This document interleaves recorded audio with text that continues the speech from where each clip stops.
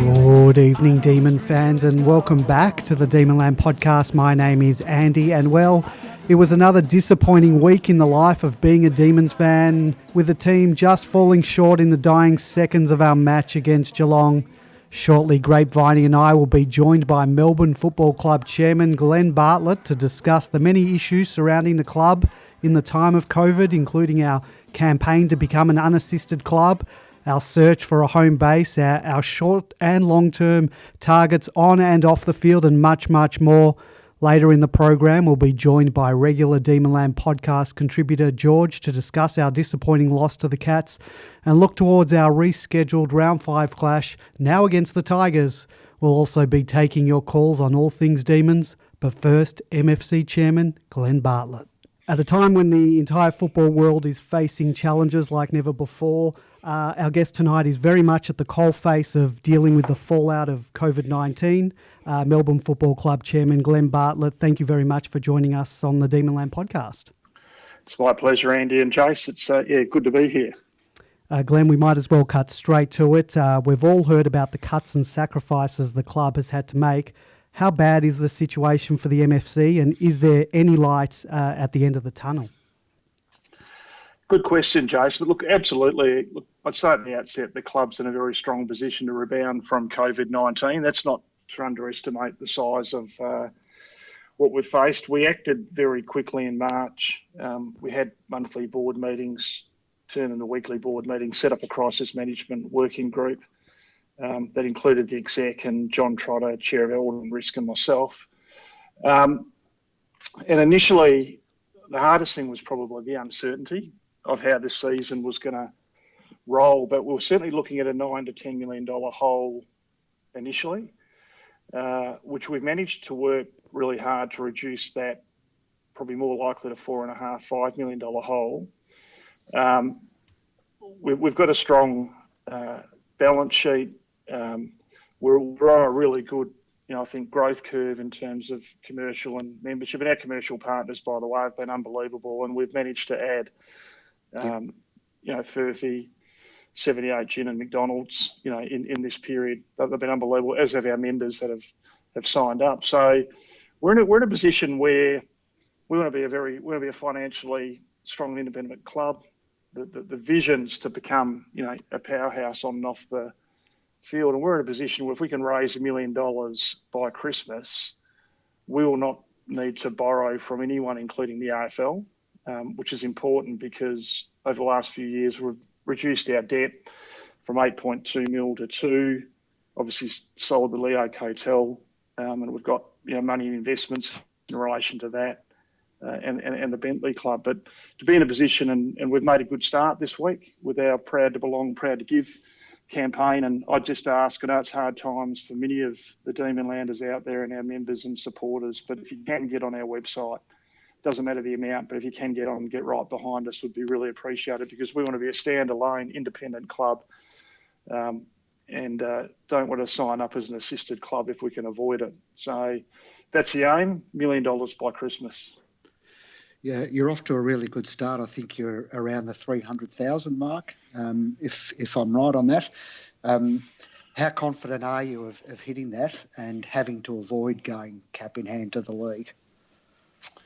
Look, I'm very confident. Never take anything for granted. But our ability through, our supporters, foundation heroes, the people behind us, our partners, the generosity. I'm very confident we can do it. We've set a realistic target. Of course, the aim is to really want to put ourselves back in the same position we were and fill that $5 million hole, and there might be some impact next year. That might realistically take us, into perhaps even 2 or 3 years to do that, depending on how well we go. But, certainly the $1 million target, if we get everyone behind us, is really achievable, and I'm confident we'll get that, and we won't be an assisted club, which has a whole lot of, benefits in terms of the way we see it, but we want to be a financially strong and independent football club. Yep. You mentioned, we've got some new sponsors on board. Furphy 78 Gin coming on board today. How hard has it been in this, this new environment with COVID and money not being easy to come by? How hard has it been to get new sponsors on board in this time? So, and it's a really difficult time because our existing and existing commercial partners, because we really, our approach is to really form a partnership and create a win-win, situation. And our partnership to date with Zurich and with Jaguar has been unbelievable. But they're all really feeling it. All of our commercial partners, because they're being affected in their own businesses. So even in managing those relationships and working with them to make this work in an uncertain time as the season going to. Sorry about that. Oh, we lost you for a sec. Apologies. That's all right. It's a challenging time for our commercial partners, and our CEO Gary Pert and the commercial team have worked really hard and to get on board new commercial partners of that calibre. I think it's unbelievable. Excuse the pun, but unbelievable in the circumstances. And so I've been, really proud of all of our people, including our partners, our members that have got behind us in what is an unprecedented and really difficult, period for the club and the whole industry is being challenged. Some D supporters fear the club may be forced to relocate or merge or fold as a result of COVID-19. Jeff Kennett, as he does, was out beating the jungle drums on that front recently. Can you put those concerns to rest for those supporters? Absolutely. Look, it's a complete nonsense. I think first and foremost, we've been around for 160 years. We wrote the rules. We've actually, over the last 7 years, worked really hard to get the club in a position on and off the field. Footy clubs as well, we're not, with all due respect to shelf companies, we're part of the fabric of society. We've been around 160 years. I expect we'll be around for at least another 160 years. Jeff has made a great contribution to this state and no doubt his football club, and he has his view. I, along with many others, don't agree with it. Richard Goyder wrote a letter very early in the piece making it very clear it'll be 18 clubs in, 18 clubs out. I think the bigger, just before COVID-19, the March Commission Chairman meeting we had a very long discussion about a 19th licence and about the Tasmanian situation. I think once the dust settles, the bigger question for the clubs and the Commission goes the other way to Jeff. And that is, what's the ideal size of the competition by 2030 or 2040? What's the vision for it? Is it 20 teams? Is it 22 teams? And each playing once? Do you have conferences? It's a very strong code that's well managed. The other thing about Jeff's comments about KPIs, if you're going to be an assisted club, there's a number of requirements you'll need to meet in KPIs. Unfortunately, when I took over in 2013, the club had lost $3.1 million. We had to go to the AFL for some special funding. There was a whole lot of strings attached to that in KPIs. So there's not like easy money given out. It's well managed. You work closely with the AFL. I think Jeff's just on the wrong tram with that, going in the wrong direction. Certainly the other club presidents, people in the AFL, are not agreeing with that sentiment at all. He has his view. I and others have got, the view it's a strong competition. We want 18 strong clubs. We need to support the northern states. That decision was taken. Take a long-term view of it. And our club is in a very strong position to rebound from COVID-19 as an unassisted club. We've put a lot of work into the footy program, and I'm looking forward to what's in front of us, not just this year, but in the coming seasons to come. Glenn, the club has had to make a series of cuts across the board in the wake of this crisis. How difficult has it been to get the balance right in terms of the footy department jobs versus the administrative functions? And do you think the club will have to cut even more jobs before this is over? Yeah, look, really, really good question. It's been a really difficult period.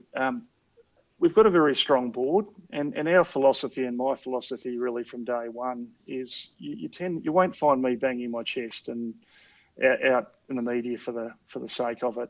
We've got a very strong board that have put thousands of hours in behind the scenes, volunteer it, and should be respected for that. But what we did, I realised very early on, a number of board members, including myself, had been involved in crisis management, some significant experience in the past, in a business sense. So very early on, we just went into a governance structure, including a crisis management group that was meeting daily, 2 board members on that, including myself. We established 6 guiding principles. So you might recall at the start of the year, we rolled out our club purpose, proud to belong, and our club values, true, heartbeats true, but trust, respect, unity, and excellence.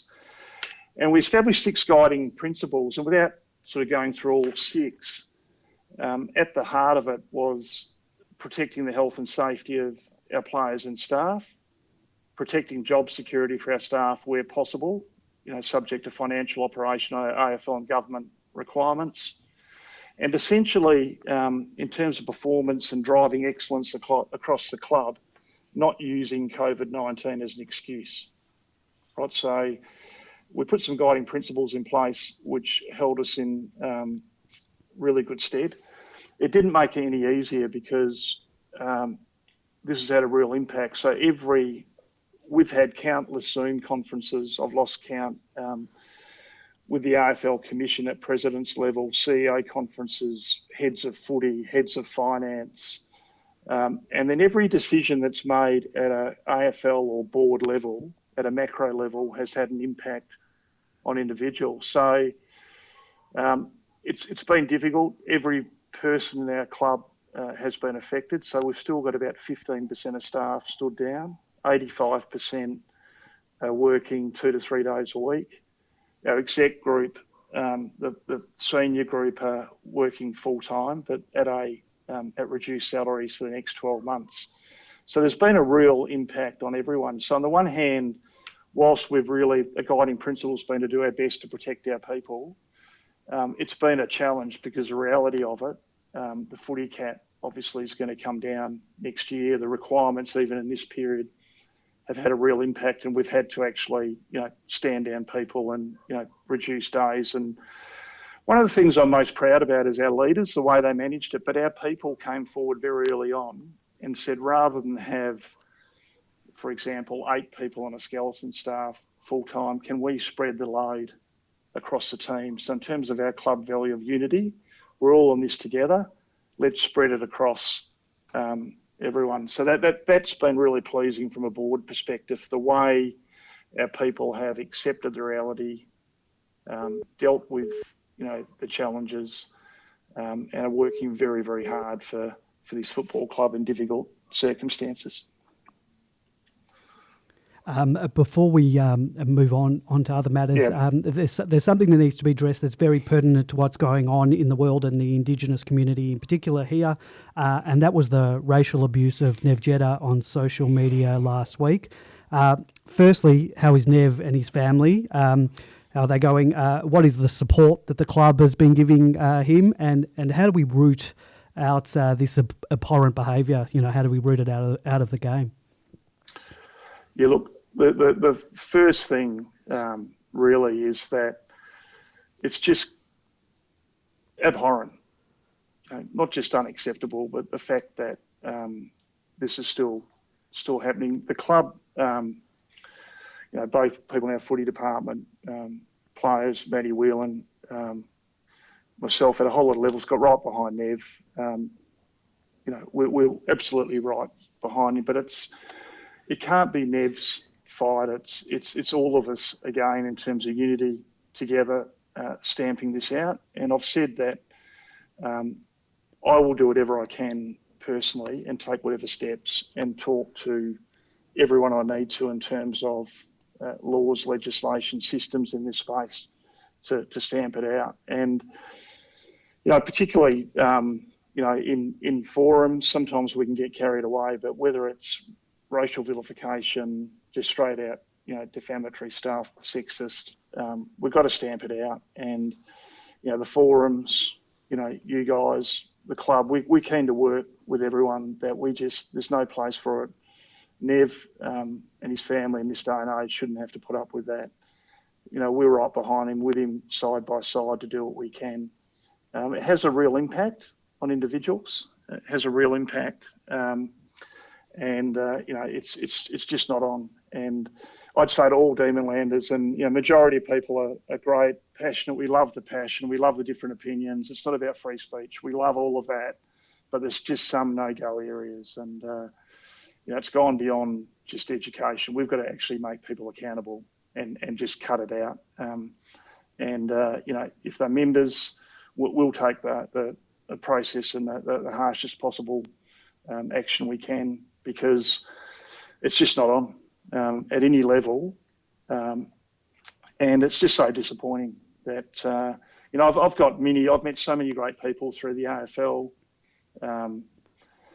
Coach, got friends in WA, coached in the country, got many Noongar friends. I was made an honorary Yamaji, really great friends. They're just great people, and they just shouldn't have to put up with this. And it's really not their fight, it's our fight. And I'd encourage us all to stand together and just not stand for it, and take whatever steps we can to stop it and make people accountable.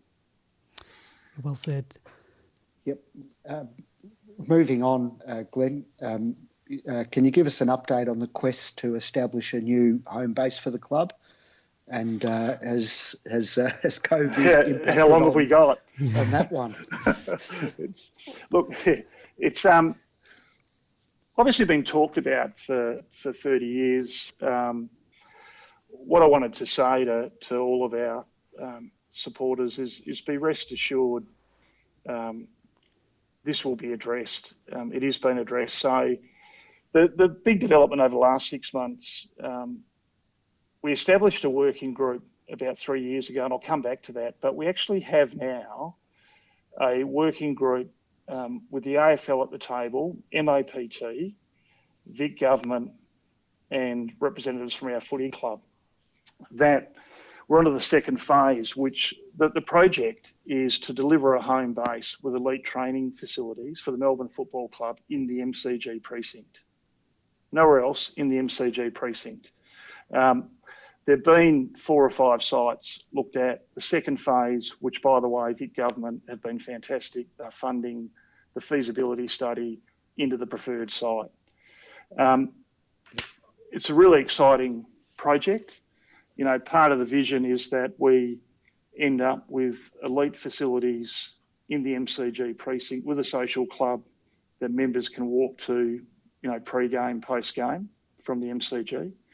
And we've got a elite training facility as well, which has been very important for us at Casey.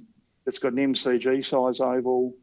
The AFL and Vic Government, City of Casey, have put the best part of $10 million into the development of an indoor kicking area, gymnasium, better training, change room facilities, medical facilities for our men and women's team at Casey, and those facilities are due to be finished this month.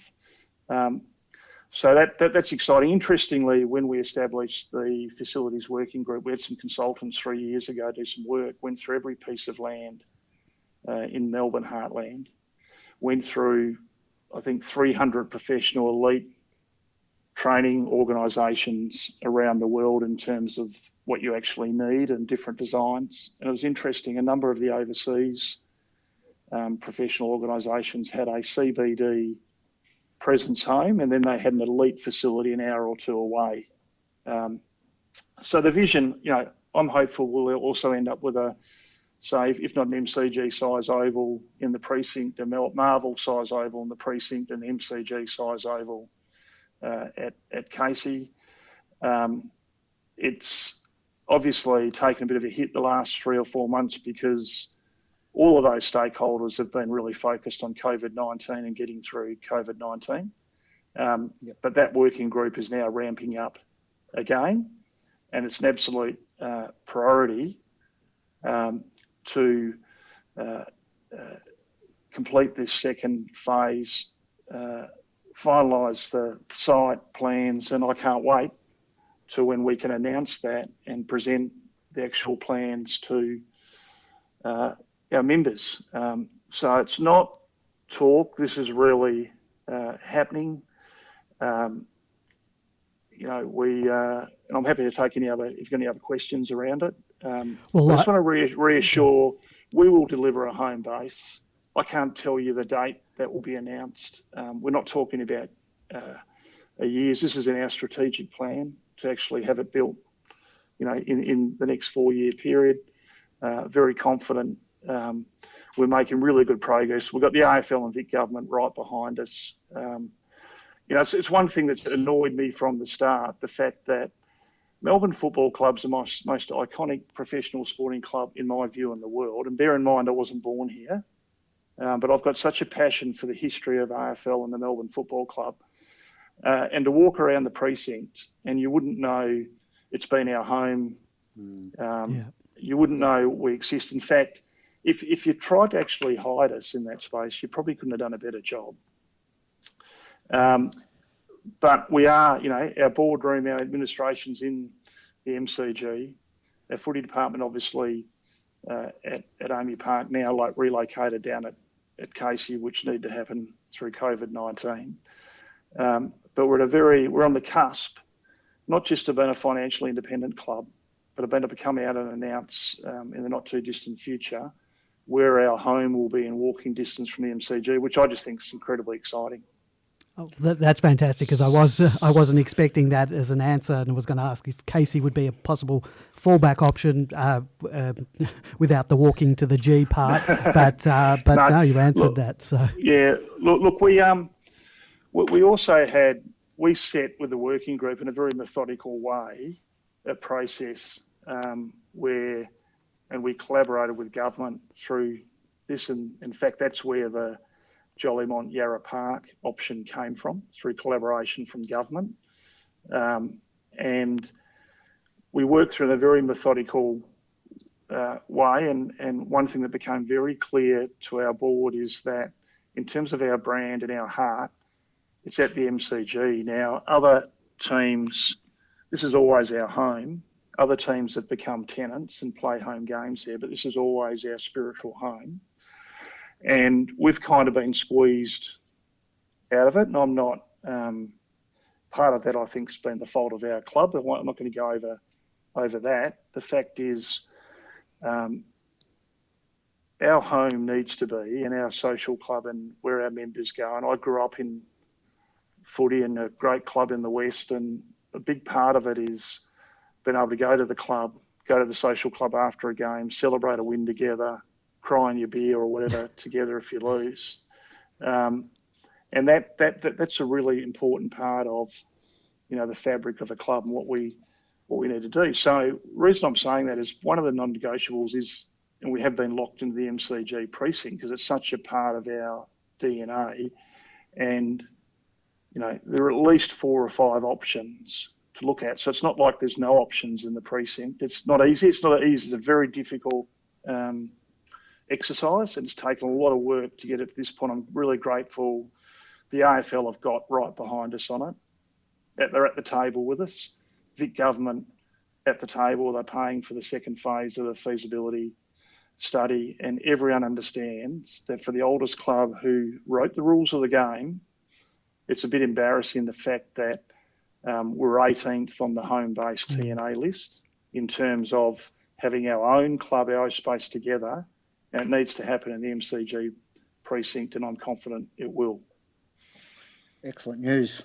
You and Gary Pert outlined a 4-year plan to challenge for a premiership, which included playing finals every year, and I believe you recommitted to that on radio today. Notwithstanding the extraordinary circumstances we find ourselves in at the moment, and bearing in mind that, most of our games already have been compromised in a way that most other clubs haven't. How do you think we're tracking, and how confident are you of playing finals this year and challenging for the flag soon? Yeah, I've got great belief in our footy program, the list management, the work that Josh Marnie and that group have done over the last 6 or 7 years. Great belief, and based on data as well and presentations I've received over a period of time in the group of people and the group of people we've got leading the footy department. Great faith in the program, great faith in all of our coaching staff, senior coach, in the direction we're going. We knew there'd be some challenges. The finals this year, we're now 2 games into the reboot. I think we should be 2-zip. We really adopted an approach. We're 1-1 or 1-2, including the West Coast game at the start. The expectation is to play finals and make the 8, and that hasn't altered. And it's based on the work that has been done and the talent and the group in there. And I'm not going to, and we very early on, we said across the club, in driving excellence as a value and performance, we're not going to use COVID-19 as any excuse. Everyone's facing this. What we need to be is adaptable. And I know Gil and Richard have said it, agile and flexible in terms of fixturing, but we really need to be resilient, adaptable, and just embrace the challenge. So, some people can cry about how unfair it's been or whatever.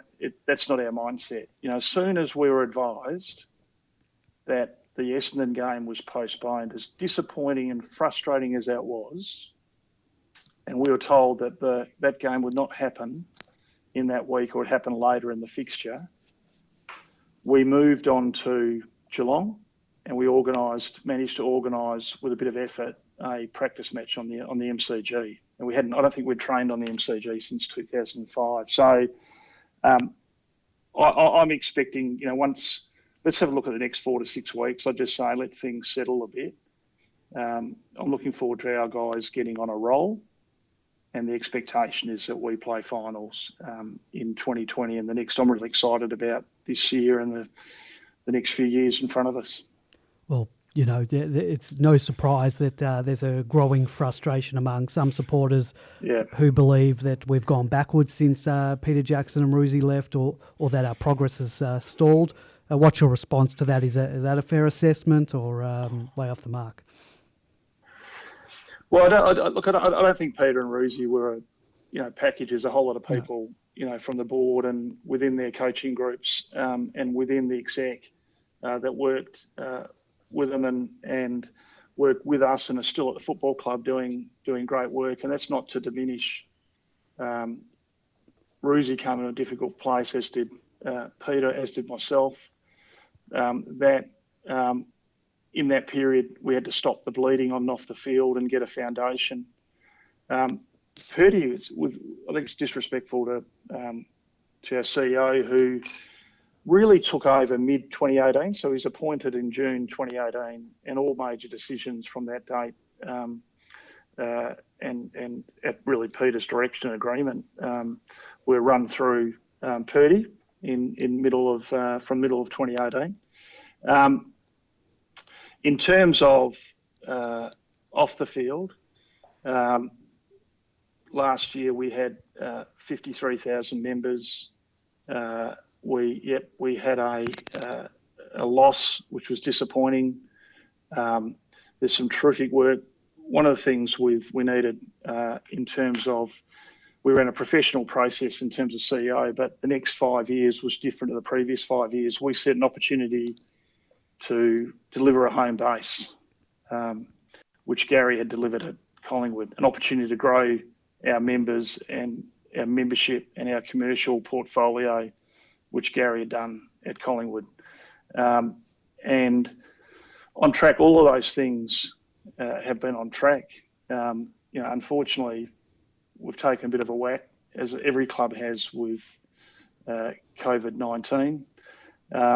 Last year, a lot of things obviously happened in terms of preparation and that we reviewed. I think we made something like 17 changes to the footy department, including bringing in Darren Burgess and obviously Alan Richardson. So look, I just based on a year, and for my part, I focus on what I saw in the first half against Carlton was scintillating footy that is a brand I love seeing us play in 2018. We're capable of that and more with the talent on the list. Time will tell, but I'm very confident in the direction we've gone. I said it very early a number of times, that we had linear improvement, not just under Roosie, but Goody came on board late 2015, had a central role in 2016. We went from 7 wins to 10 to 12 to a prelim, 15 operations, whatever. In the review, obviously some work in our strength and conditioning fitness area need to happen, and some other changes, which we've done. We always said there would be some bumps along the way. It wasn't going to be just a straight line to the top, and that's what we faced. We've been challenged now for different reasons. We'll fight our way through it. We've become tighter in this process. We'll come through it. A stronger club. We're not going to reduce our expectations of our plan and what we expect to do over the next 4 years. They're realistic expectations based on the work we know that's done, what we've done, on the talent we've got, or the character of the people leading the club. So, look, I just totally reject that idea. The programs have been continued. Roosie was integral in identifying Goody as his successor and mentoring him. Gary Pert's a very experienced and competent CEO, is doing a great job with the exec, with the club, working with the board on some very difficult issues. So we're really well placed in terms of success and the club being set up on and off the field. I know there'll be people that won't believe it until they see it, but we are coming. We're in a good place. There's a lot of hard yards that have been done on and off the field, and we're going to stick together, come through this, and we'll enjoy the success together. Sounds good to me.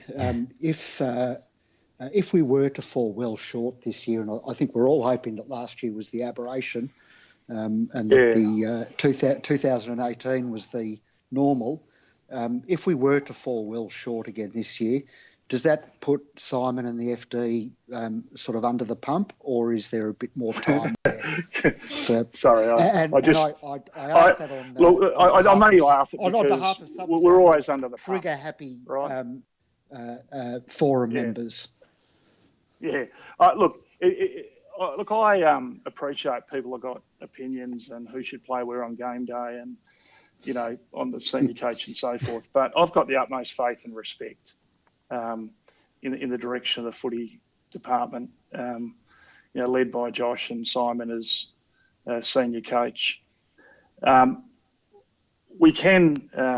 People can panic or jump to a negative. We committed to the program, and the program's not just this year. If things fall short, like we did, and we review it on a regular basis, we will ask the right questions and review the right things, and if changes are necessary, changes will be made. But as I've said, the improvement I saw, in some ways people might say we got there a bit earlier. Like when you looked at you got to remember where we came from in 2013, 2014. But I can remember my first day as president sitting, watching our team on the MCG, wondering if we're going to score. The work that's gone in, and we are going to. It's a ruthless, challenging competition. You can guarantee we expect performance. We expect results. I'm not accepting, and I won't accept anything other than playing finals this year. And if that doesn't happen, we'll review that and we'll make appropriate decisions into next year and beyond. But my confidence in the footy program, in where we're headed, what's been going on. I have spent a bit of time down the footy department. I might have played a long time ago, but I do have some idea.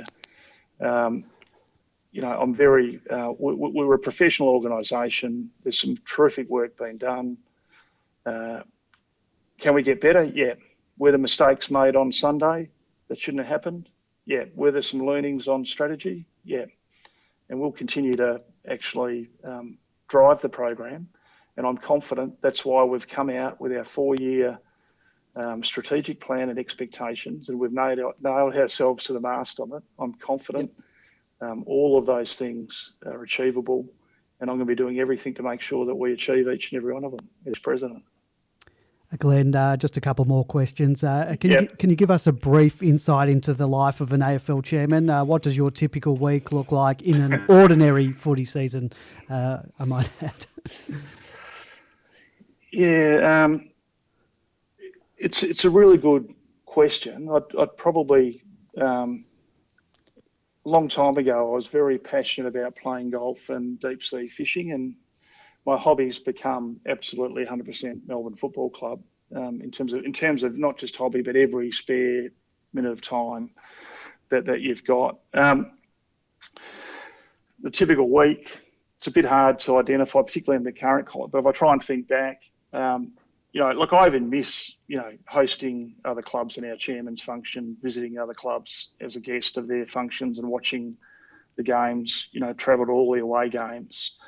But there'll be, we'd have 8 board meetings a year, probably a couple of strategy days, which are quite time consuming. We've always got, events on, whether it's with different coterie groups, inner sanctum, internal discussions. It's a bit hard to identify. It's a really busy role, challenging role. But I've, to be the 21st president of the Melbourne Football Club, and, I've really devoted myself to it, and I'm like a dog with a bone in terms of wanting the ultimate success. It's been a privilege in terms of people that I meet, and there is a lot of meeting. Then there's the AFL special projects you do get involved in. So I was involved in selecting and appointing the first Indigenous Commissioner in Helen Milroy. It's a bit hard to say, look, every week's going to be the same. I think what I could say about it is you can almost guarantee the unpredictable sometimes. There's a lot of work we've put into. I established a fundraising group with David Robb as chair, who worked closely with George de Crespigny on our Proud to Belong, Proud to Give program. The facilities working group has taken up a lot of time.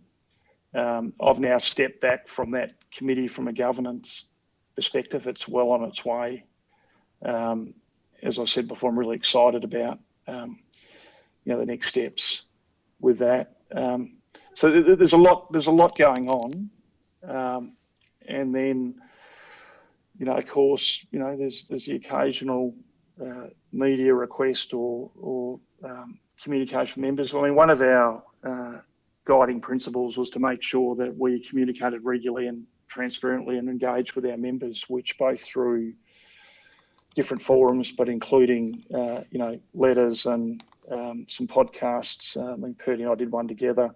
We've really focused on trying to make sure our members are really informed about what's really going on at the footy club.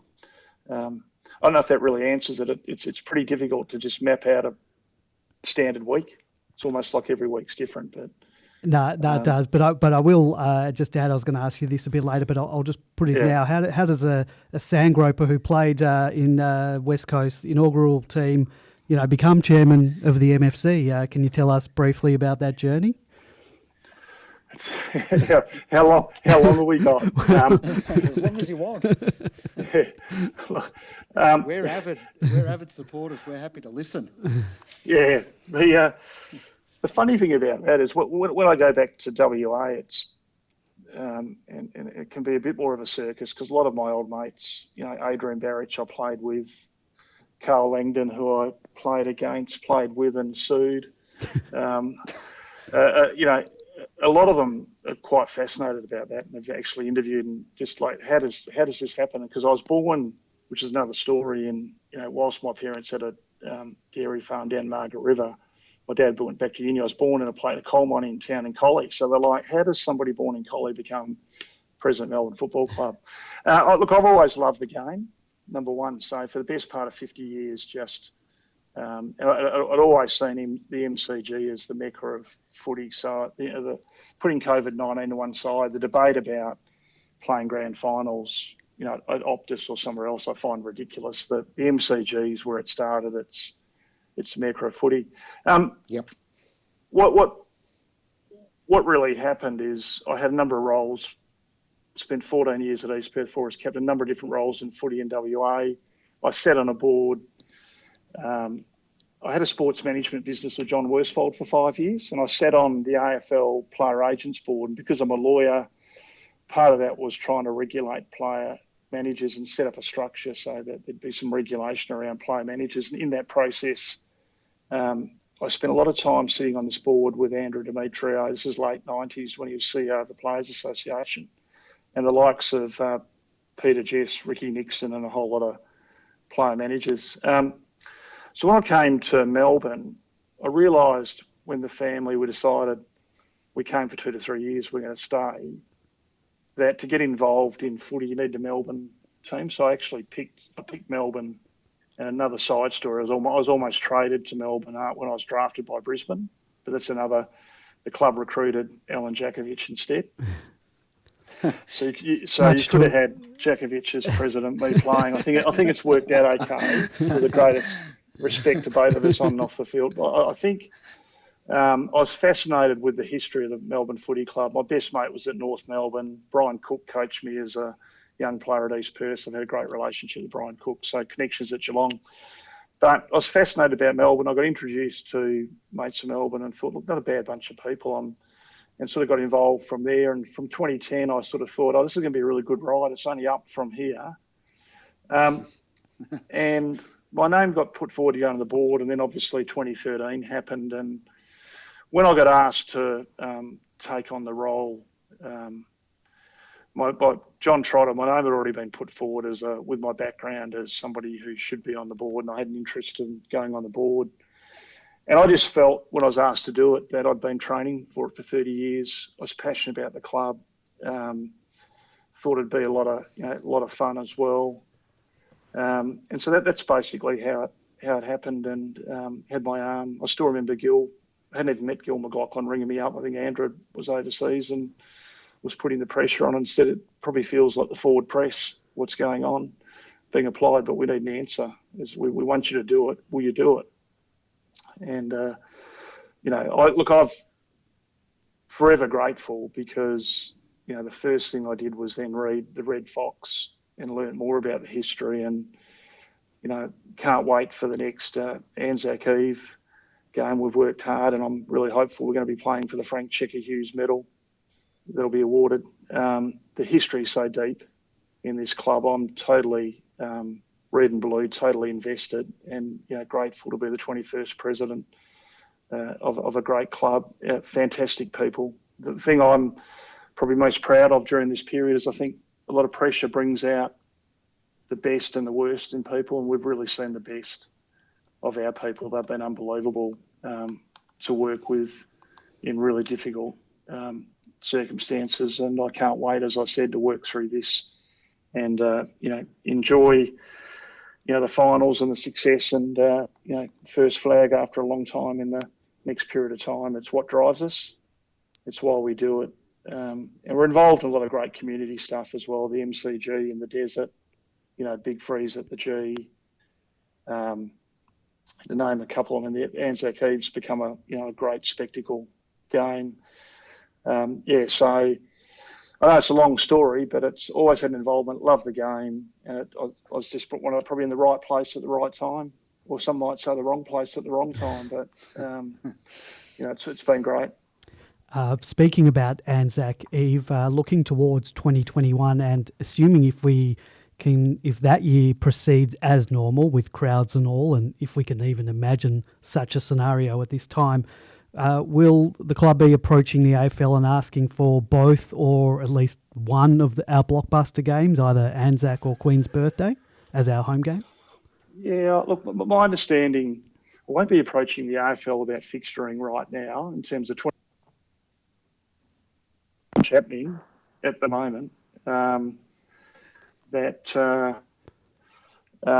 Look, the arrangement, as I understand it, is we would rotate Anzac Eve and Queen's Birthday, and we haven't enjoyed either game in 2020, so I'd expect we will have both of those games as home games in 2021. That'll obviously be confirmed when the fixture comes out for 2021, if not before.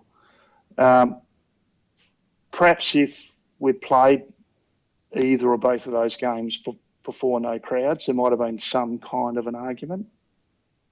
But I just can't see how those games, because we didn't get them this year, why they wouldn't. It's our turn to host them, essentially. I just can't see how that wouldn't happen. Would it be better to host one of them each year, or to have it famine 1 year and none, and then the feast the next year and host both? Or doesn't it matter if we're getting return games that are also attracting large crowds? Oh, look, if we can build our membership, which is our goal, to 75,000, and some people scoff at that, but you only have to have a look at when we get our footy program running right and our team firing. If you look at 2018 and sort of 91,000 there, probably 75,000 Melbourne supporters 2 weeks in a row, you sort of get a sense of what we're capable of. If you've got a membership that size, it probably doesn't matter, whether it's both in 1 year or spread. Probably over time it does make sense if you can, to spread that. Also, I'm always thinking about what other teams we can create a blockbuster game against. And personally, I think Geelong's one of those teams, because we're the oldest and they're the second oldest. We're both clubs that are really passionate about the history. And we've had some pretty good games in recent times, in the last 2 or 3 years, some pretty tight games, and starting, I think, to develop, that rivalry on the field. And I can understand the question, the view. Probably better if you could spread it. Sometimes it's, in terms of fixturing, that means one club sort of perhaps saying we won't have it this year and we'll put it off for the next year. We'll see what rolls over the next few years. At end of the day, we're really focused on those strategic goals in our plan. And if we achieve those, it probably doesn't really matter at all. Glenn, we're extremely grateful for your time. Any final message to the members and supporters out there? No, thank you. Again, I'd just really like to, thank the supporters and members that have jumped on this year and got right behind us in really difficult circumstances. I know for everyone out there, really appreciate the loyal support. If you haven't signed up and you can, please sign up. And irrespective, if you can spread the word, get on the website, and if you're able to donate, whatever it is, it all helps. We really want to be a financially independent club, and that's our immediate goal, to raise that $1 million by Christmas. Thanks, guys, for the questions. Really appreciate the time, and I will say, go D's. Yeah, exactly. Go to melbournefc.com.au/give and give what you can. Glenn, thank you so much for your time. We really do appreciate it. We know your time's important, and it was great to have a chat with you about all these issues. And we look forward to many years of success with you at the head. And go D's. No worries, my pleasure. Thanks, guys. All right, thanks, mate. Thanks, Glenn. Cheers. Bye for now. Well, that was MFC Chairman Glen Bartlett, and at this point in time, I'll bring in our co-host, Grapeviney. Good evening to you. Good evening, Andy, and good evening to all the Demonlanders out there. Very grateful for Glen's time. Close to 50 minutes he spoke to us for, and we covered all the issues we wanted to, and even a few that others wanted us to, and you and I were perhaps a bit reluctant to go into those areas, but well done. Yeah, it's one of those things, look, there's obviously a lot of frustration amongst the supporter groups in terms of, on-field success and all that, and the lack thereof, and what that means in terms of... We're 3 games into a bastardised season. Calls for the coach, to go are just hysterical in every sense of that word. Yes, but as you well know, we did put out sort of a thread on Demonland about people if they wanted to ask questions, and there were a lot of people who were quite.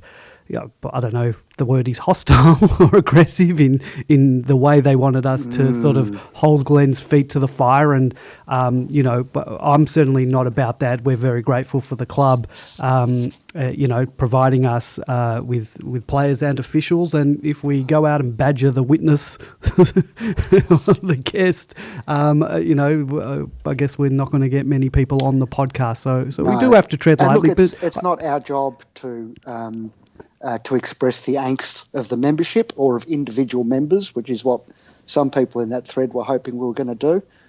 If you want to, as you say, badger Glen or other officials at the club, there are plenty of avenues to do that. This forum isn't the place for it. As you say, we're very grateful that the club provides guests for the podcast. Yeah, and look, having said that, I do believe we did ask most, if not all the questions that were asked, and it's up to Glen to answer it, and up to everyone who listens to, judge him on those answers, and we'll see. So, yeah, and look, they're on a campaign to convince the membership. He did the radio interview today, and of course the interview with us tonight. So, we support the club, and we're happy to put the message out there too. It's important that we promote the club at the same time. I'd also like to welcome to the podcast Demonland contributor George. George, good evening. How are you? Good evening, Andy. Good evening, Grapeviney. It's a pretty hard act to follow that you've just presented to all our regulars on Demonland, and I'm still struggling with the concept of Alan Jakovich being the president of the Melbourne Football Club. But I was really taken when Glen was talking about the staffing arrangements at the club. People forget that when he says, $4 to $5 million had to be taken out and 15% of the staff have to be stood down. Those are all people who've lost their jobs, and I thought it was particularly moving that other staff were willing to spread that loss amongst them as well, so that not as many lost their jobs and their income. I just thought that was really moving, and it's nice to be part of a club where everybody does look after each other as best we can. People talk a lot about culture, and they criticise club culture, but that speaks to exactly that, doesn't it? Absolutely. I also, before we go on to talk about other things, I'd also just something that Glen talked about in particular when we're talking about the racial abuse to Nev Jeddah. I just want to make a distinction between social media platforms such as Facebook, Twitter and Instagram and those type of things, and Demonland, and also the distinction between racial abuse and maybe, he talked about defamation, and then the criticism of players and coaching performances, because firstly, that the racial abuse that was levelled at Nev would never have been allowed or tolerated on Demonland. Something like that would have been dealt with swiftly, the poster banned, and if the matter needed to go further, we would have gladly assisted any authorities by providing IP addresses and like. We know that anonymity can be and is a problem on the internet. People believe that they can say whatever they want without any consequences. And there's that post match after a bad loss when emotions are high. There's users on Demonland and other social media platforms that might say unfavourable things about players' performance or the coaching staff. And we do allow people to vent. Of course, we prefer that criticism to be constructive, but people are allowed to vent their frustrations. They're allowed to say a player performed poorly, or that player should never be picked again, or even that the coach might be sacked. People are allowed to have their opinions, even if it's negative, and particularly even if it's wrong. Just as someone who may be ill-informed. Yeah, or ill-informed. Just as someone who may be wearing rose-coloured glasses during a terrible season is entitled to their opinion as well. But as we're the three of us, we are moderators on Demonland, and I take pride in our moderation team. That we ensure that any potentially libelous and then racial comments are removed. We do allow criticism very quickly. Yeah, we do allow criticism of performances, but certainly we don't allow outright personal attacks on a person's character. Critiques of performance was whether on field or off field, negative, positive, right or wrong, they are allowed. And it's when people cross that line that we as a website, and I believe we're very proactive in this regard, and we deal with offenders appropriately. As I said, the abuse towards Nev or any racial or personal abuse, if that occurs on Demonland, that would have been, it's acted on immediately. I don't think the same can be said of platforms like Facebook and Twitter and Instagram, where I believe this happened. I don't believe those platforms, they virtually have no moderation, definitely insufficient moderation. And that even includes I don't know if either of you guys ever go on the Melbourne Football Club social pages, whether on Facebook or Instagram or Twitter, particularly after a bad loss, but there's some, terrible things said on there. And I just want to reiterate, because it's not, I don't think Glen's singled out Demonland, but he mentioned forums, and I don't think he mentioned social media platforms, and I think he did actually, I won't put words into his mouth, but I think he did mean that, and I hope he wasn't just singling out Demonland.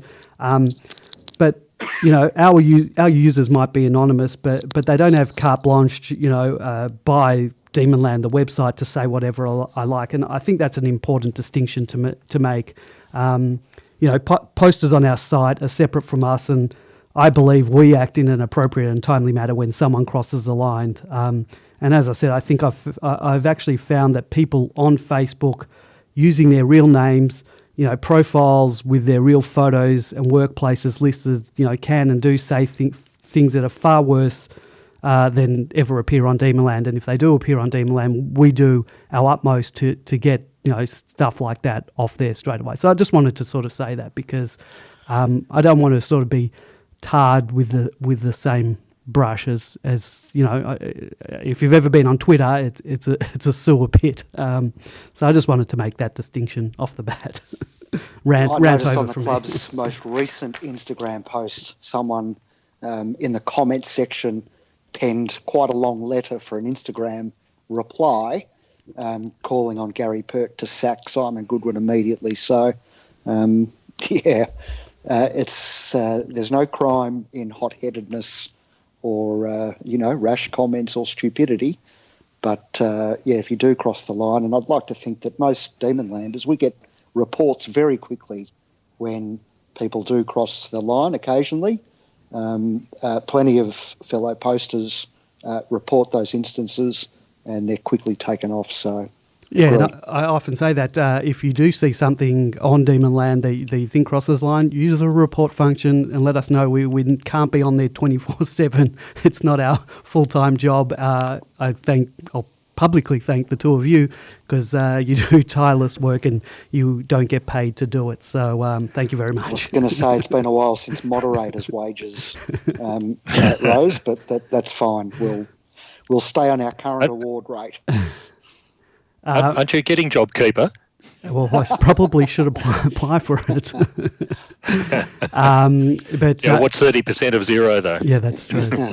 Can I just add on that? Sure. Demonland's been going for a long, long time now, and it's probably the oldest footy fan site that's still around. The reason we're still around, unlike a lot of others, is because a lot of those others have been shut down. The AFL and the clubs themselves have come in with heavy boots. People are not immune to legal actions and threats of legal action, simply because of what people stupidly put up there. So it's very important that, firstly, people don't do those sort of things, but we will shut down things very quickly because you're putting the whole site, and Andy as well, who keeps his site going, at a considerable risk with your stupidity. So fully supportive of the moderator's actions at all times. And look, I've always had quite a good relationship with the club's communication department, the current people there and the previous administration. And, you know, I've always made it known to them that the club comes first, and I'm happy to remove any content for any reason for them. And I'm not even talking about, you know, sort of racial stuff or defamatory stuff or whatever, not even that stuff. Sometimes some sensitive stuff does get leaked on there. And it can be detrimental to the club. Yeah, and there have been times where the club's asked me to, you know, maybe sort of remove it, and I'm happy to do that because in my eyes the club does come first. So anyway, that's out of the way. I just thought I'd say that. We love hearing from Demon Ladders. So if you'd like to join the program tonight to discuss anything that we talk about, give us a call, 039016 3666, or Skype us at Demonland31. If you're listening to the show live, you can join us in our chat room, demonland.com/podcast. Ask us a question, post a comment like some of the guys have already. If you're listening to the show at your leisure via SoundCloud on demonland.com or via Apple or an Android podcasting app, give us a subscribe. You'll receive some updates when the new show drops. Don't forget to leave us favourable reviews. I might start reading some of them out. We're also on Spotify and Stitcher, so you can get the show that way too. Go to demonland.com to find the links to your preferred listening method. You can also follow us on Facebook, facebook.com/Demonland31, Twitter at Demonland, Instagram at Demonland31, or YouTube, search Demonland Podcast and listen to some of the interviews like the one we conducted tonight. It'll be up there tomorrow at some point. Or if you just love talking about the D's 24/7 all year round, join up to Demonland.com and chat with other D's fans about this great club. All right, guys. We played a game on the weekend, finally, after a week's break, and I don't know. Do you think we looked a bit out of sorts because of the week off? George, what do you think of the performance? I think I can put the performance description down to two things. I was disappointed and frustrated. I was frustrated that we lost because I thought we were a far better side than Geelong. We had opportunities right up to the very end, and we just kept stuffing it up, basically. I was disappointed with the way we were playing. I was disappointed with the defensive structures. The defenders were fine. It was the defensive structures that just allowed Geelong to keep the ball for virtually 3/4 of the games in their own hands.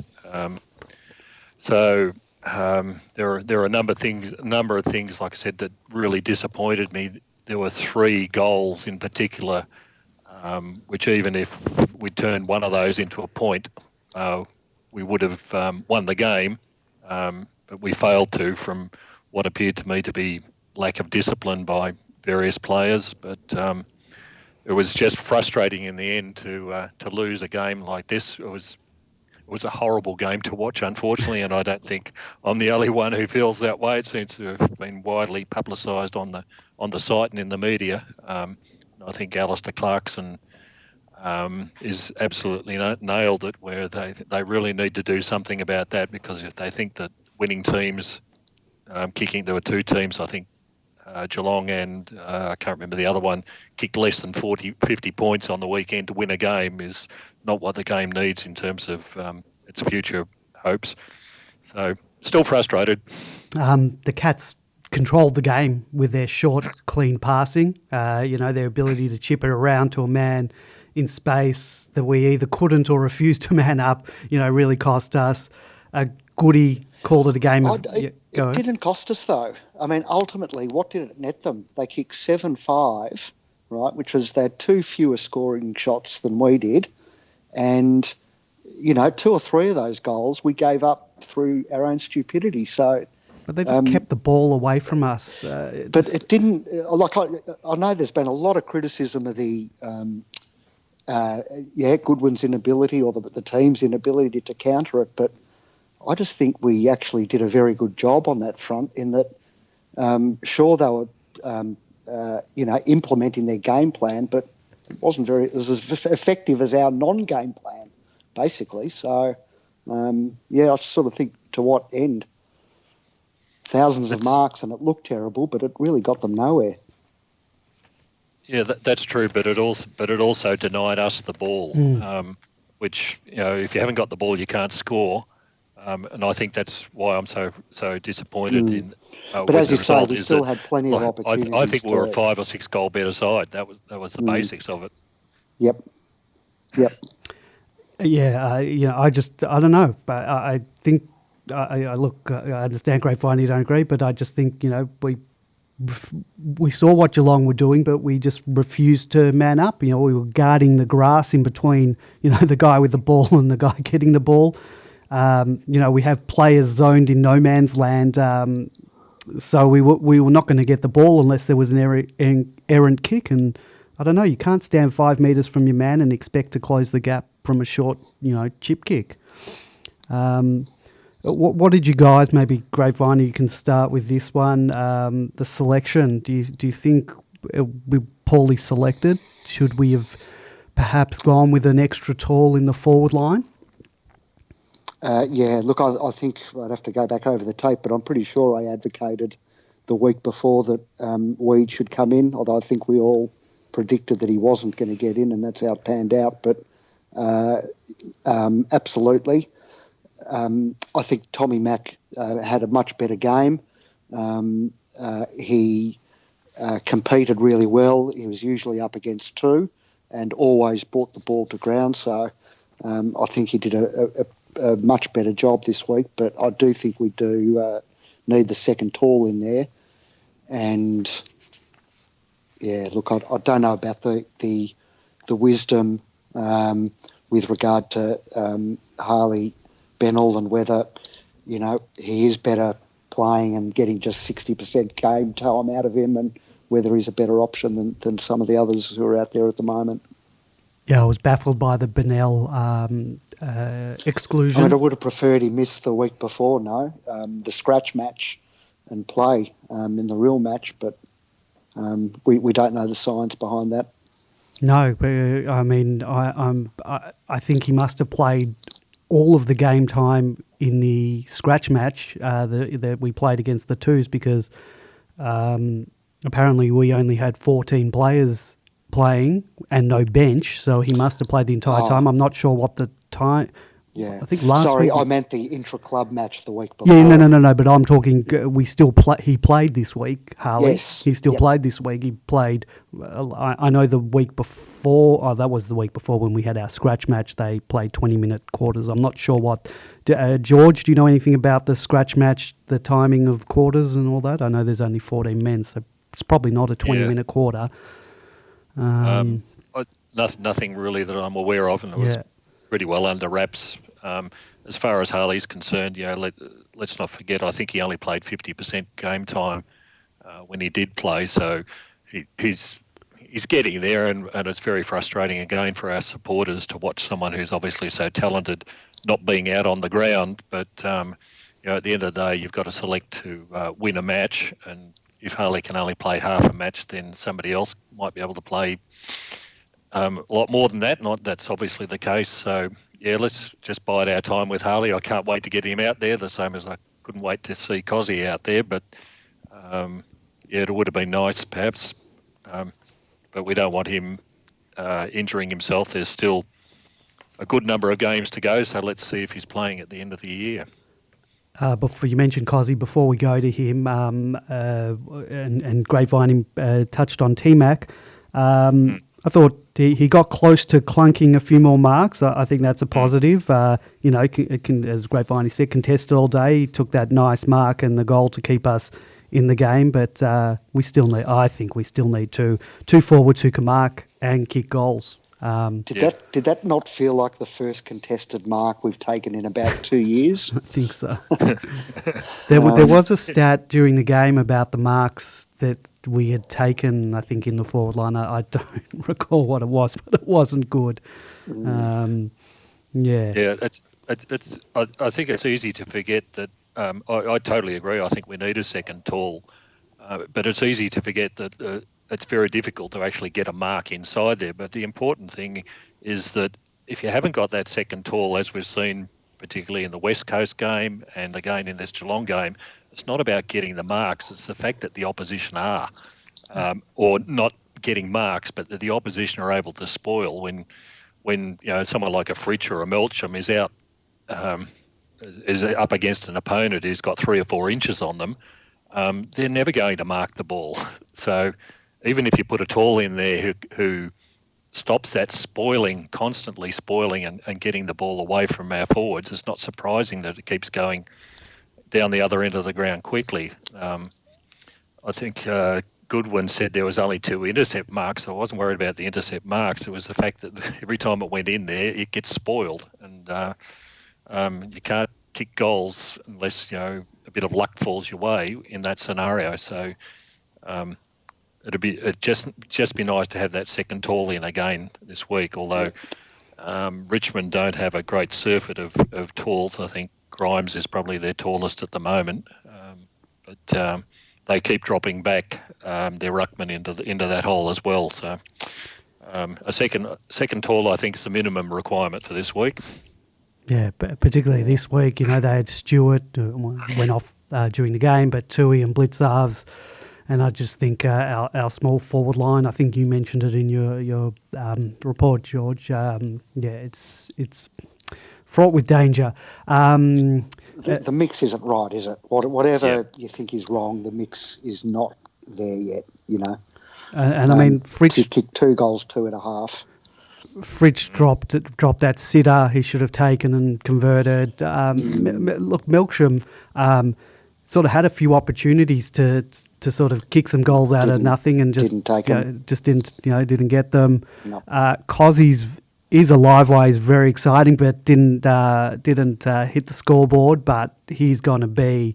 It's all going to click for him. I'm very excited about him. Every time he goes near the ball, he's an excitement machine. So. Some of the things he's done already have just been lovely to watch. So, to only be... Was it his second game? Third? Yes. Second.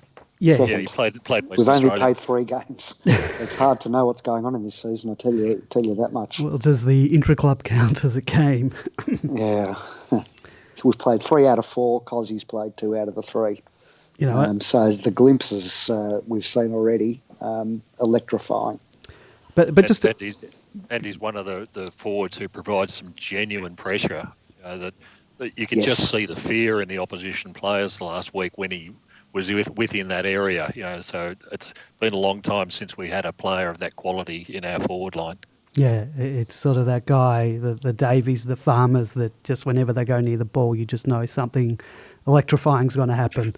Our forward structure is just a mess. I don't think there was one time we had a forward actually lead into space and take an easy mark, whereas Hawkins did it quite a few times, kicked a couple of behinds, but he was just able to lead into space, and we just don't seem to be able to do that.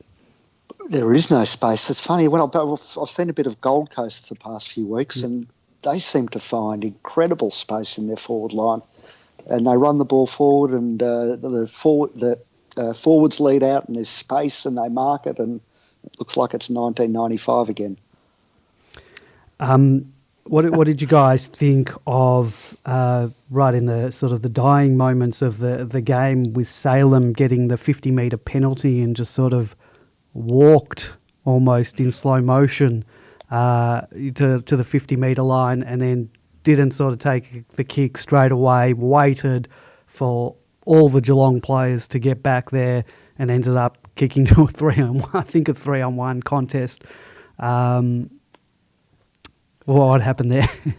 I wonder whether we noticed the players out the back because of our elevated view, and the only explanation I can give is that he didn't see that because he was at ground level and too far away. If that's not the reason, then it was inexplicably bad football. He was close to the bench, so he must have known the time. Yeah.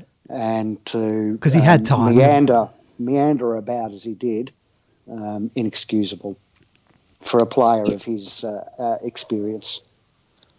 Yeah, totally agree with that.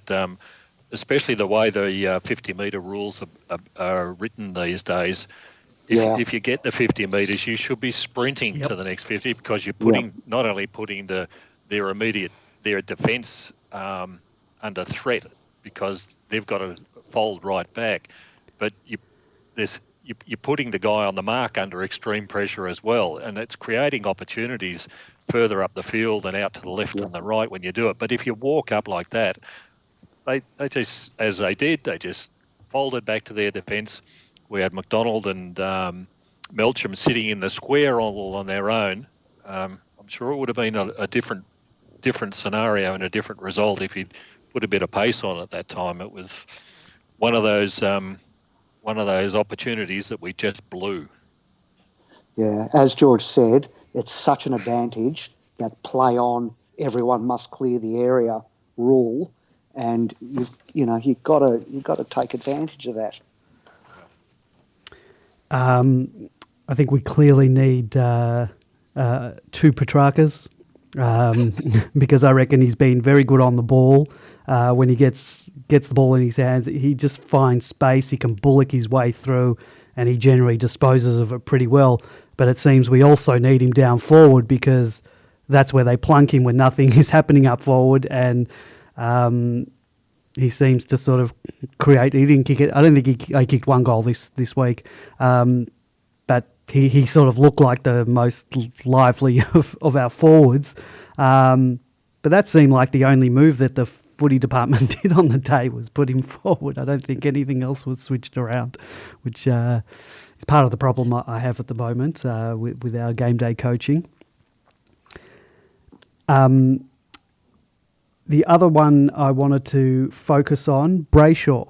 Does anyone have stats? They said it during the game of how much game time he actually had. Does 67% sound right, or was it less than that? Something like that, yep. I'm not sure why he isn't getting more game time. I thought he played well. Why is he on the bench for such long parts of the game? He's kicked 2 goals as well. Is that baffling to you guys? Yeah, it's difficult to understand, and again, we're just the supporters on the outside. I can't complain about his game when he's only played 67% of it, and probably got the best Melbourne player on the field votes for the day.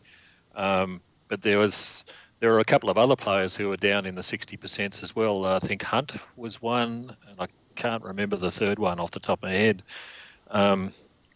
It was interesting when I looked at the Geelong midfield time, and almost all of them were in the mid to high 80s. So, look, if he's being managed, that's fair enough.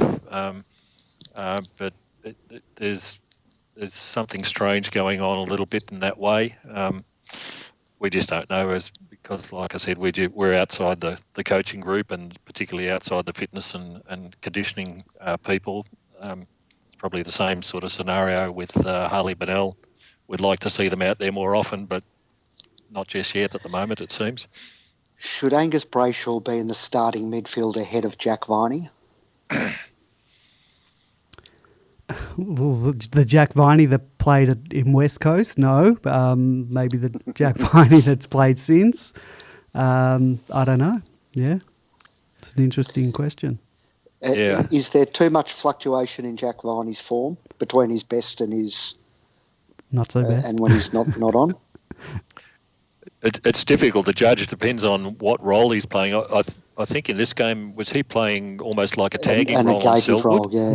Yeah, and a gating role. Yeah. So it's difficult to judge. When 2 Bulls are going head to head for the whole game, it's not surprising that one or both of them doesn't perform as well as what we've seen in other games. What concerns me with the midfield group may have something to do with this time on the ground. While a couple of them had high periods of time, there were certainly 2 Geelong goals which the mids didn't cover off. Remember the Dalhouse one, Dalhouse to Dangerfield? Yep. And the other one was Duncan when he marked 40 metres out with no one within miles of him. Both of those should have been covered by the mids, and there wasn't a mid to be seen. It was very disappointing. Are they actually running the mids too long on the field? We can only surmise at the moment. Yep. Let's talk defence. It was a bit of a mixed bag. I thought Hibberd came back and had some good possessions. It was a lot better than his form was in 2019, and the form that saw him drop from the ones. So it's good to see him back, and hopefully he can continue along that way. Lever. Yeah. Go ahead, George. You want to say something about it? I was happy to see a change. I think in Hibberd, we'd seen plenty of the in previous games the just kick it out or kick it long to a bomber. He was actually looking for players up the field, which I think he might have been read the riot act about the way he was playing before. So that's promising. But it's nice to have. He's got a pretty solid, strong body, so he's which is what you need in the defenders as well. So good to see him back to that. We'll hope he repeats it in the next coming games. There's Lever is copping a lot of heat on Demonland at the moment. Is he just out of form? What's going on there? Yeah. Either of you want to take that one? No. Look, he's not at his best. I think some of the criticism, most of the criticism of him is over the top. Yeah. Look, perhaps I have. I think we've seen his best, and so I've got the faith that he'll get back to that, which is where he was just before he did his knee, obviously. I think a lot of people are hung up on what we gave up, paid for him, essentially. So people focus on that, and if he ever makes a mistake, I think they got their first goal. He was sort of he stayed back and was on the ground, while one of their tools took a pretty uncontested easy mark. So I guess people see something like that and they chuck the sads, but. Yep, hopefully he can find his best. Joel Smith, go ahead. Yeah, we can't expect too much from the defenders. I mean, Geelong kicked 7 goals in total. The opposition is going to kick some goals in a game generally. Yes. Yep. And when you take away those goals, there were 2 goals. There was the Duncan one where he was just left inside, no one minding him, and there was the Dalhouse who probably couldn't have kicked that 50 metres, and Dangerfield was just left unmarked beside him. And I think just prior to that, they had attempted to do something like that, but they weren't allowed to take the kick because they had to bring it back. Before. Yeah, so it was bad defending. The third one was the Radicalea one where he was kicking from 50 and nobody got to the ball on the line. It looked like 2 players were on the line, but they both got pushed out by someone got pushed out. Yeah.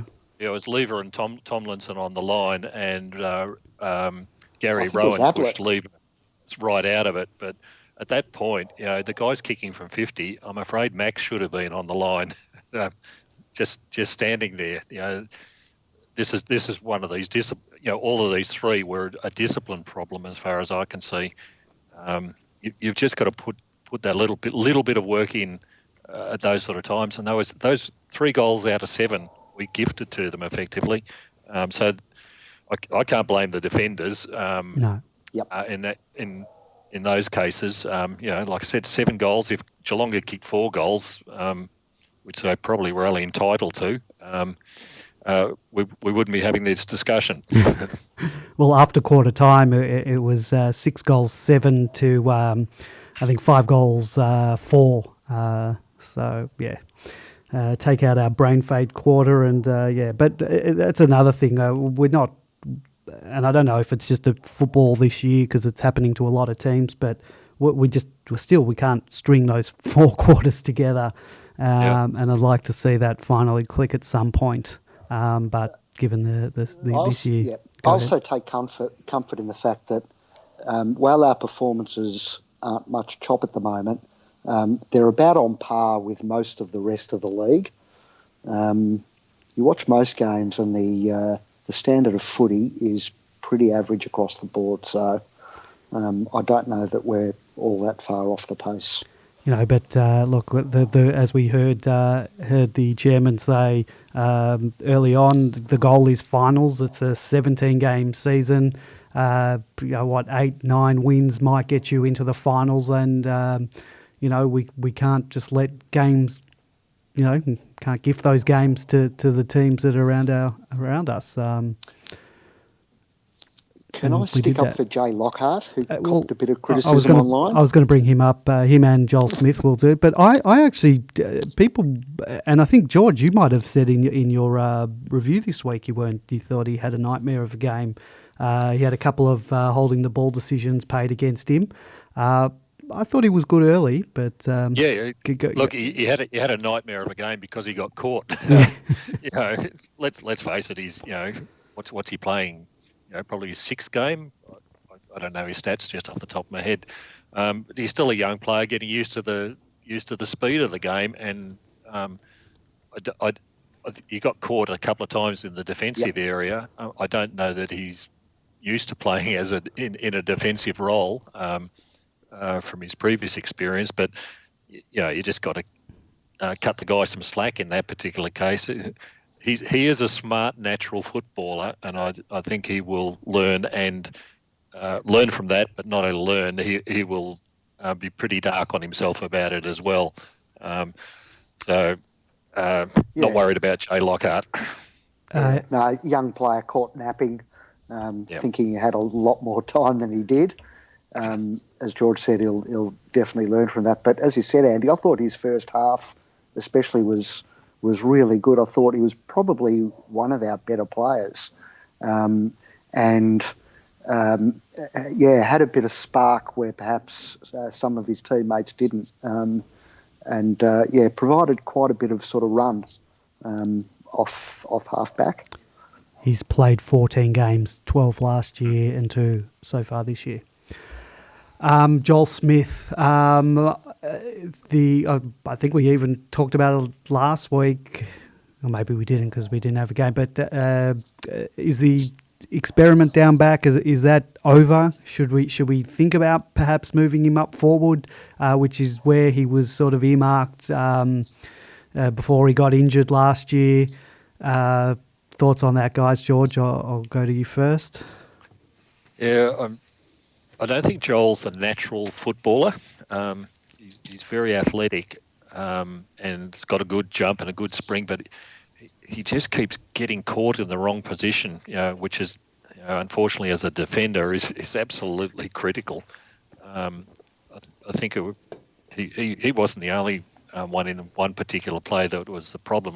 That was when Guthrie got their last goal as a result of Ablett kicking it out from the forward pocket. But Ablett was surrounded by Smith and Hunt, and I can't remember who else, and none of them had the wherewithal just to knock the ball over the line. It's 3-on-1, and you just needed the defender to knock him straight over the line. I'm sure if Stephen May was in the same scenario, he would put Ablett into about the 3rd row from the back. It's difficult to know exactly where his best position is, but I just don't see him as a natural backman. You can get away with things in the forward line, but you can't in the back line. I thought May's spoils were pretty solid. I was happy with his game. I don't know. Is there anything more to discuss from that game? I said to Grapevine before, usually I have 3 pages of notes from the game, but I could only manage one today. So anything else from that game before we move on? I hope we see some a different sort of approach to the game this week. Unfortunately, we saw too much of those bad 3 quarters that we played against Carlton just replicated in this for 3 quarters a game. Again, we need to be trying that attractive sort of football where we play on, utilise our advantages, which were speed. Geelong was never going to be a team that was fast. They've got an ageing list. You've only got to look at the Zimmer frames that were parked outside their change rooms before the game to know that. And that's so where we should have run them off their feet. That's where their chipping around game worked in their favour, because they kept, as you said before, they kept the ball away from us. They didn't allow us to play that free-flowing game. They kept the ball off us. While they had the ball, we don't have it, and we can't play that running, free-flowing game. And when we're on, we look good, except falling down up forward a bit. So there are glimpses there. We just got to see it more often. Yeah. Yep, we know what we need to do. And I would like to see more. I don't know if it's just stubbornness on the football department's part that they believe it's just going to click, and maybe it will. But I'm just not seeing, when things aren't working, I'm just not seeing, for my liking, enough moves on game day. It's maybe out of the box thinking, and maybe I know nothing, and probably that's the case. But I'd just like to see some more changes. But look, we didn't get belted. That's a positive. Yeah. Can I ask a question of both of you? Sure. We lost Craig Jennings and Todd Viney last year. Craig Jennings was our opposition and type analyst and game day tactician, I think, was his role. Are we missing both of those? Good question. Who knows? Very good question. Couldn't tell you the answer. Jennings particularly was very highly rated, so could well be. And Todd's no slouch either. Or is it McCartney? Yeah. Could be.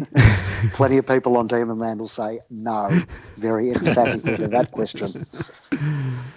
All right, well, we shall see. Other things we can quickly just talk about. There was the scratch match. The coach showed us all the they showed us all the club showed us all the goals.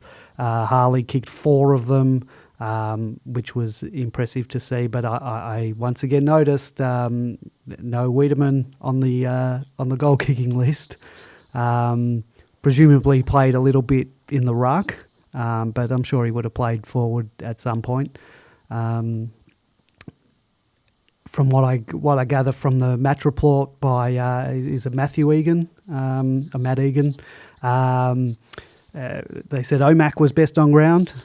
Jones had 30 possessions. As I mentioned, Bennell kicked the 4 goals. Jackson, he said that his ruck work was outstanding, still needs to learn his forward craft, but mentioned that his ruck work follow-up was excellent. So I guess if we're going to talk changes for next week, what are you going to see? What do you guys want to see? Obviously, we don't know what's going to happen. George, what do you want to see changes this week? Well, I think we all agree that we're looking for another tall forward of some sort. Mm-hmm. Unfortunately, Wiedemann didn't, from the sounds of things, didn't do his case any favours this week. They were only playing 14 aside, I think, so everything was quite open. Yeah, not just that, they were playing 14 aside, but apparently Geelong had a bench and were rotating, and we did not have a bench, so we weren't rotating. So make of that what you will. I'll just quickly say what they said about Weeds. He said Weeds' aerial stuff was great. He was on a very experienced player in Lockie Henderson, who's a great matchup for Weeds. Weeds just to learn understanding and positioning. Weeds looked really good in pack situations. He's just got to finish off his work now, so he's really close to a big game. Don't know what that means. So I don't know if he's going to play this week. Brown kicked two goals early, it looked like, from the vision, but it sounds like he didn't do much for the rest of the game, based on the report. It's hard to know about Brown, and the vision and the reports we're getting are so limited in the genuine amount of information you get out of it. I do remember one of the scenes where Brown actually where he kicked the goal. I think in the end, at the start of the vision, he was actually on the wing when it started. So he's run half the length of the ground to eventually get the goal. Now that's something that we should be looking for. And when you see a player doing that sort of hard work, that's a sign that someone's ready to play. I wouldn't have thought that's a normal thing that I've seen from Brown. Usually he's even when he was at Essendon, was the sort of player who sat in the goal square and didn't do much else. He might have got a couple of goals a game, but I didn't think he was capable of that sort of hard running as well. So if our options are Wiedemann and Brown and maybe Jackson, at the moment I think Brown might find himself getting the job ahead of the other two.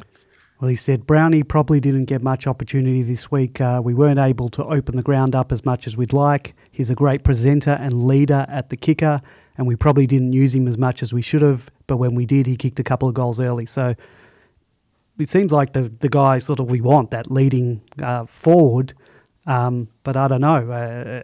We've got the choice of forwards, Weed, Brown, Jackson. Sounds like Jackson's not ready as a forward yet. Weed isn't quite there yet with what they want him to do, and Brown, I don't know. It's a question mark. So, yeah. Yeah, I'd be really tempted. Yeah. I'd be really tempted still to look at Wiedemann. I probably come from a different perspective to most others in that I think I'm sort of looking at this year as a bit of a write-off already. And look, not that we shouldn't be, trying to play finals and win premierships, but I just want to know with Weed, has he got it or not? We're kind of getting to that point, and I've always had the faith in him, but we're kind of getting to the point where we need to know. And how much longer can you keep learning in the twos? Let's see whether he's got it in the ones. I guess there's a question of we didn't talk in the game about Vandenberg. Still looks a bit raw. Obviously, sort of first game back after a long time on the sidelines. Maybe there's a swap between him and Bennell if they're going to sort of interchange game time between the two. There's that possibility. Another player we didn't talk about that I thought actually had a good game for his first game back was Hannon. I thought he presented a bit. I liked his game, for his first up after a long time out. Yep, thought he had a crack too. Any other changes you see in defence to Omac? They said he was outstanding. Yeah. I mean, we've got... we're coming up against Richmond. In case you've been living under a rock, we were meant to go up to Sydney and play Sydney. That's not happening now. I don't think we were sort of when they were sort of discussing the fixture changes for this week. It was obviously a result of Richmond not being able to travel up to the Gold Coast due to the COVID situation getting out of control here. So they couldn't play West Coast up there. We were sort of the forgotten team in this whole switch around, even though we would have, would we still be allowed to have travelled up to Sydney not now? Anymore. Not anymore. Not anymore. But at the time when that happened, I think we still probably could have, but they changed that. Obviously, Sydney playing West Coast, and then we get Richmond. But as Melbourne supporters do, we sort of played the victim in it all of having to play Richmond. But then there's the, then there's the case of Richmond. It's maybe a good time to get Richmond because they're out of form. And then there was the Melbourne supporters who say, well, we'll just play Richmond back into form. So we can't win either way. Yeah. The question is, Richmond have got Lynch and Riewoldt up forward. That's what I was getting at. Do we need an extra tall down there to cover them off? Omac might come in. And is Omac the man? Well, there'll be a lot of people who say, no, he's not the man. But based on the scratch match, if he was outstanding, and as Egan said, he was clearly best on ground for us, there's the possibility he does come in to, if we have to play, May on May on one of them and Omac on the other. So there's the possibility he does come in. And the other thing is, in consideration, is that neither Rewald or Lynch has really done much this year. Yeah, but with two guys like that, you can't just go by a couple of bad weeks. They have the ability to hurt you, and I don't want to be one of the first teams to have another team kick 100 points against us or against any team this year. So. And what about Jonesy? Well, had 30 possessions, and you would sort of expect Jonesy to sort of rack up that with all played in the midfield the whole game. I'd expect him to rack up possessions. So yeah, I guess he's a chance. 30 possessions, 7 clearances. Good numbers. Good numbers, but then again, he's probably not going to play in the middle for the entire game for us. But certainly he's the type of guy that'll put his hand up every week and take his opportunities when he gets it. Not sure who he would replace just at the moment, but he'll definitely be in the mix. Yeah. That's going to be the hard thing, isn't it? If you wanted to bring a Bennell in or Jones, who do they actually replace in the mids? Yeah. Yeah, look, I think Bennell for Vanders would be an easy enough swap. Yep. All right. Well, that's the next game. I guess we'll mention once again that the Proud to Belong, Proud to Give campaign. If you do have anything spare, I know everyone's doing it tough, but as Glenn said, we want to get. We don't want to have to go to the AFL cap in hand. So if you do have something to give, melbournefc.com.au/give and donate. I actually purchased a jumper on behalf of demonland.com. So I believe do all the names get on this jumper? What, all the names of all the posters on Demonland? Well, not all the posters it's on going to be a pretty big jumper. No, it's going to be demonland.com. Am I guaranteed that name on there? You should be. Yeah. Yeah. What did you guys think of that? The jumper was the 90s logo. I believe it was the logo from 95 to about 2000 and something. It was one of my favourite Demon logos. I think Demonland had that logo up on the top of its site back in the early 2000s. So it's got a soft spot for that logo. Did you guys like that one? Yeah, not bad. Not bad. Looks like a Melbourne jumper to me. It does. Yep. Yeah, I was a big fan. I don't think we can underestimate this request as well. It's easy for people to just listen to what the club president is saying, but the $1 million that we need by Christmas that he's spoken about is really just to get us to that point where new memberships and new sponsorships and all those sort of things start coming in again. It's really critical that we get to that point, and let's hope that next season is a bit of a more normal season. But at the end of the day, there's still another $4 to $5 million that the clubs had to cut out.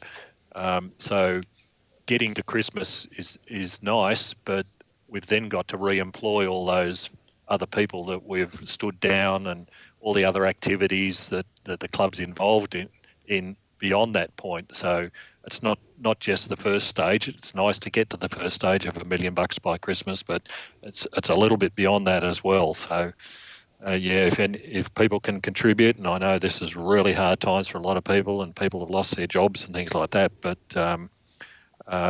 getting us over this first big hump is the critical thing for us all. It was also. And that's on the. You go ahead. I was just going to say that's on the presumption that things return to normal next year. Yeah, there's no guarantees. We did think of asking Glenn whether any or many members had asked for refunds. I doubt many didn't. I think probably more joined up. But if we were to commence next season without crowds, I think there'd be plenty of members who just wouldn't renew going in. So we've got to hope that things return to normal. Well, you would suspect that this year there would have been a lot of people that didn't renew, just because of COVID and there being no That's games. true. So there's a lot of people who's at that stage still hadn't renewed. Yeah, a lot of people renew in those first couple of weeks when they go to the footy, and if you have a couple of great games early on, you sort of naturally sign up a few more early on. That didn't happen this year. Plus, there also would have been people who were, pissed off about our performances last year, and those stubborn people who won't renew because of that. So it's certainly going to be costly in that respect. But I was impressed that in this time of COVID, we have been able to sign up a couple of new sponsors or partners, as they call them, in Furphy, a few months ago, and now this 78 gin. I hope I'm saying that correct. 78 degrees. Yeah. I think it's quite apt that we're getting alcoholic beverages as our sponsors to drown our sorrows. I'll take the money any way we can get it. But it's a tick for the corporate group to be able to get that money in at this time.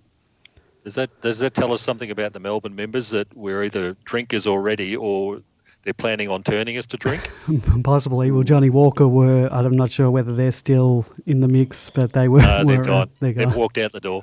Yeah, well, there you go. Before we finish up, I guess fixturing, that's been out of whack. We were supposed to play the following week. We were supposed to go up to have a short visit to the hub in Queensland to play Fremantle. That is definitely, it hasn't. They haven't said it's not happening, but it's obviously not happening. They're going to have to refixture that round, because I believe Brisbane was scheduled to come down to play Collingwood at the G. So I gather that's not going to happen either, due to the fact that they won't be allowed to come back in without quarantining for 2 weeks. So interesting times in terms of fixturing.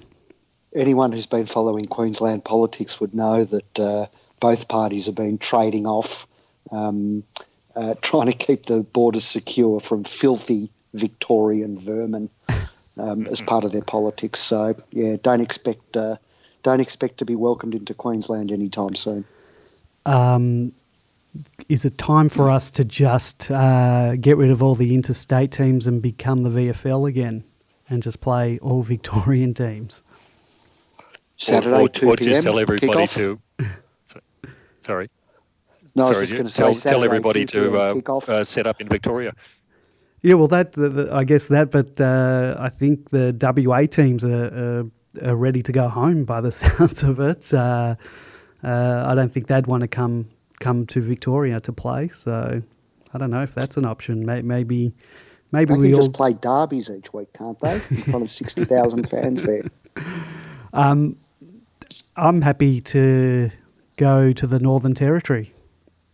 Well, not me personally, but maybe that has to happen. Maybe all the clubs have to go there. The NT has been pushing for that.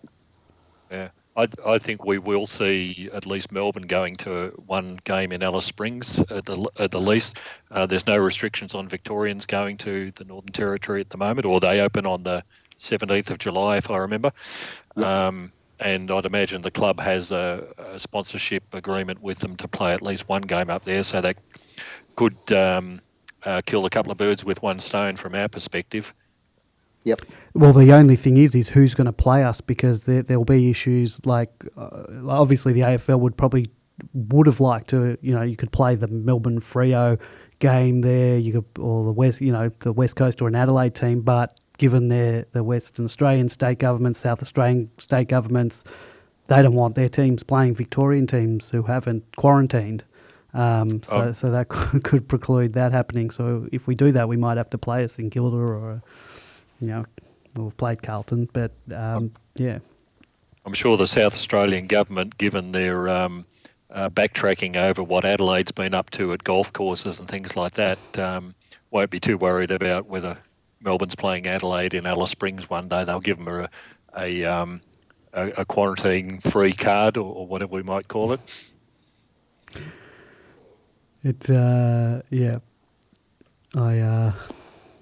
it's going to be interesting watching what's going to happen in terms of scheduling, because we've still got to make up for the Essendon game. Watch this space. Finally, what did you guys think of the whole side bottom and done? The penalty, I guess, in the end. He was given 4 weeks. Before we talk about the penalty, can Sure. I just say, he was found drunk and half naked. Allegedly. Was not charged with public drunkenness and was given a ride home across town. Now, would that happen to the rest of us? And would that happen to a young black man, for example?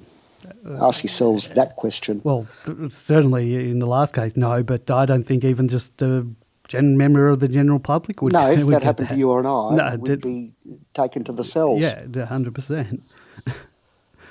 That's a farce. Yeah, but he was given quite a harsh penalty. Missed 4 weeks, and we don't get to play them in that time either. Yeah, I think it was absolutely appropriate. He's not only got in an Uber twice, which isn't allowed under the AFL restrictions. He's gone to see another player who in Wells.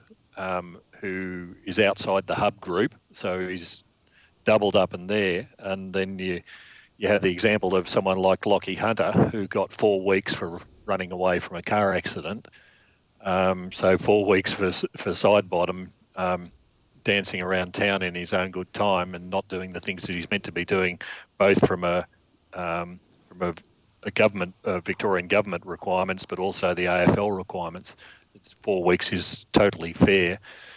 Since we're talking about fixturing, those are the sort of actions which really endanger not the whole fixture and every other of the 600 odd players that are playing in the competition. One act of stupidity on his behalf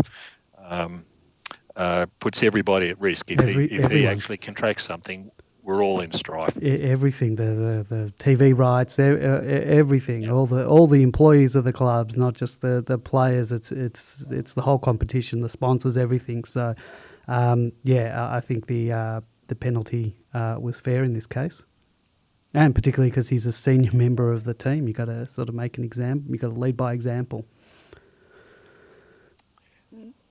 All right, boys. I think we're going to finish it up there for this week.